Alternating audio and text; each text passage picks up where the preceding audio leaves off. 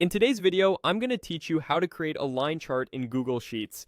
Line charts are perfect for showing how numbers change over time or across an ordered set. So let's walk through the process clearly from start to finish. First, head to Google Sheets in your browser and open the spreadsheet that contains the data you want to visualize. If you're preparing data for a line chart, it helps to organize it with your categories or time values in the first column, things like dates, months, or sequential labels, and your numeric data in the columns to the right. Make sure each column has a clear header, like sales or visitors, so Sheets can automatically label your chart. Next, highlight the data you want to chart. Click and drag to select the entire range, including the headers in the top row. Keeping your selection contiguous and free of blank rows or columns helps Sheets interpret your series correctly. If your data spans multiple columns, include them all so each becomes its own line in the chart. With the data selected, go to the top menu and click Insert. This is where all chart and object options live in Google Sheets. From the Insert menu, choose Chart.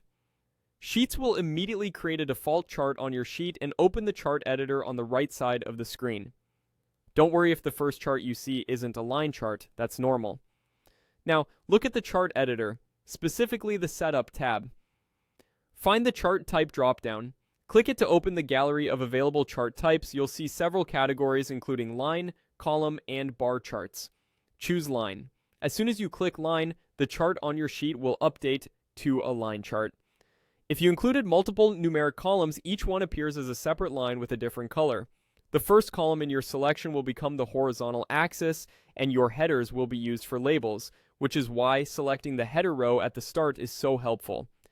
After switching to a line chart, take a moment to confirm that the horizontal axis shows the correct labels and that the lines match the series you expected. If anything looks off, it's usually due to a missing header or a range selection that didn't include all the rows. Ensuring your range and headers are correct typically resolves it. That's it, your line chart is created. You can now read trends at a glance, compare series over time, and confidently share your findings.